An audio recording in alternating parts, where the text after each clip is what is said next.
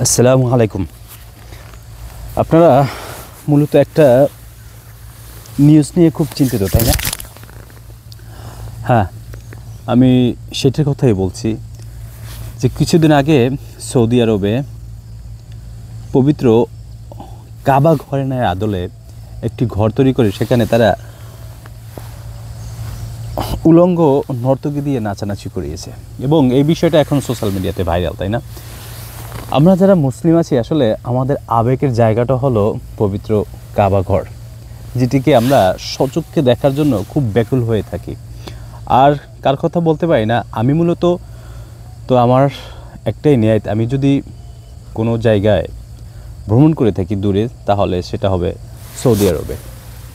এখন যেটা বিষয়টা হলো সেটা হলো কিছুদিন আগে যে তারা কাজটা করলো সেটার জন্য প্রত্যেকটা মানুষ খুব একটা হতাশার ভিতরে আছে যে তারা একটা কি করলো। এখন ভাই মূলত যে বিষয়টা, আপনি আমি এগুলো চেঞ্জ করতে পারবো না। আমরা যতই অনলাইনে লেখালেখি করি, আমরা যতই দুঃখ পাই, আসলে এটাই তো হবার কথা ছিল, তাই না? দেখেন, মূলত বিশ্বনবী হযরত মুহাম্মদ সাল্লাল্লাহু আলাইহি ওয়াসাল্লাম সে সৌদি আরব সম্পর্কে ভবিষ্যৎবাণী যেগুলো করে গেছে তার সাথে কি এখন মিলে যাচ্ছে কিনা সেই বিষয়টা আপনারা দেখেন। এখানে আসলে মূলত আপসেট হওয়ার কিছুই নেই। আমরা মূলত যেটা পারবো যে আমরা আল্লাহ সুবহানাহু ওয়া তাআলার কাছে দোয়া করতে পারবো যে আল্লাহ, আপনি বলছেন যে সৌদি আরব এরকম হয়ে যাবে একটা সময়, কিন্তু যে এত তাড়াতাড়ি হবে এই জিনিসটা কখনো ভাবিনি। দেখেন, সৌদি আরব সম্পর্কে যে ভবিষ্যৎবাণীগুলো করা ছিল তার প্রত্যেকটা অক্ষরে অক্ষরে কিন্তু পালিত হইতেছে। কিয়ামতের আগে সৌদি আরবে প্রবল বৃষ্টি হবে, সৌদি আরবে সবুজে ভরে যাবে। তারপর এরকম তো নিউজ এখন দেখতেছেন অহরহ, বৃষ্টি হইতেছে, সবুজে ভরে যাইতেছে এবং কিছুদিন আগে তো দেখলাম সেখানে তুষারপাতও হইতেছে। তো এটা তো কিয়ামতের আলামত। আর কিয়ামতের আগে আগে সৌদি আরবে এরকম হয়ে যাবে, পাপকে তারা পাপ মনে করবে না, এটাই তো হওয়ার স্বাভাবিক ছিল।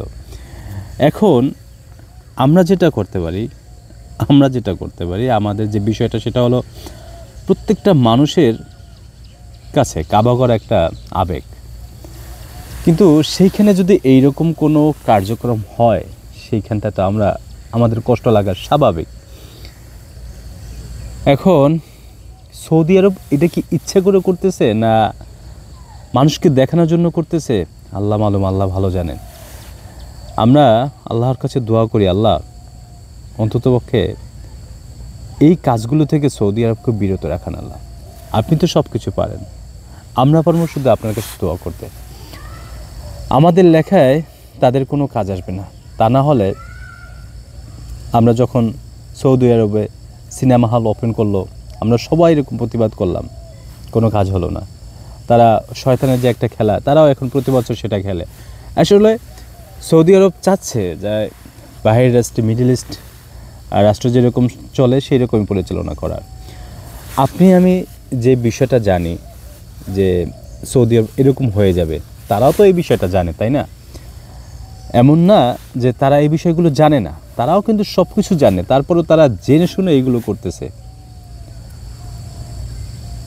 এখন আমি জানি না, কারণ আমি মনে করি এটা হবার, এটা এমনি হবে। কারণ আল্লাহ সুবহানাহু ওয়া তাআলা যখন বলছেন যে কিয়ামতের আগে এইরকম সৌদি আরব হবে, তার মানে হবে। আপনি আমি বলে কিছুই করতে পারবো না। আমরা শুধু দোয়া করতে পারি, আল্লাহ আমাদেরকে এরকম পাপ থেকে বিরত থাকার তৌফিক দান করুক।